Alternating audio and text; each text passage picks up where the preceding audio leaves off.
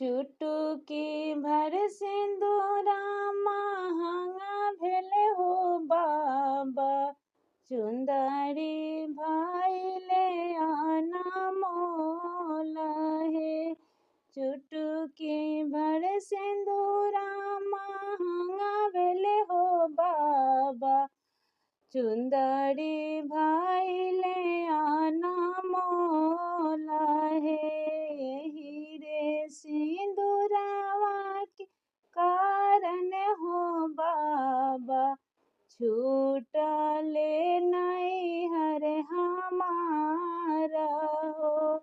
हीरे सिंदूरवा के कारण हो बाबा, छूटले नैहर हमारा हो। बाबा जे दिहला नयन धन सोनावा, माई त लहंगा पटोरा हे।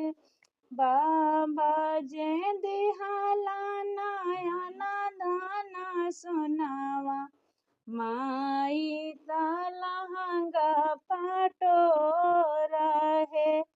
भैया त दिहला न राजा हंस घोरावा, भौजी जहरिया के गाँठ हे। भैया जे दिहला न राजा हंस घोरावा, भौजी जहरिया के गाँठ हे। यही रे सिंदूरवा के कारण हो बाबा, छूटले नैहर हमारा हो। यही रे सिंदूरवा के कारण हो बाबा, छूटले नैहर हमारा हो। बाबा के धन हम 9 दिन खइबो, माई के लहंगा 6 मास हे।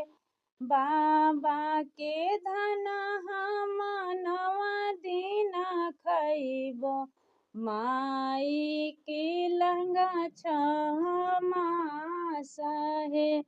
भैया के घोड़ा हम नगरा घुमैबो, भौजी के आवाजा सहो हे। भैया के घोड़ा हम नगरा घुमैबो, भौजी के आवाजा सहो हे। एही रे सिंदूरवा के कारण हो बाबा, छूटले नैहर हमारा हो। बाबा कहे बेटी रोजानी तैहा, भैया कहे माई कहे 6 मास हे। भैया कहे बहिनी काम काज अइहा, भाभी कहे कवन काम हे। भैया कहे बहिनी काम काज अइहा, भाभी कहे कवन काम हे। यही रे सिंदूरवा के कारण हो बाबा, छूटले नैहर हमारा हो। बाबा के रोवैला से फटेला करे जावा, माई से सगरो तालाब हे। बाबा के रोवैते में फटेला करे जावा, माई के रोवै से सगरो तालाब हे।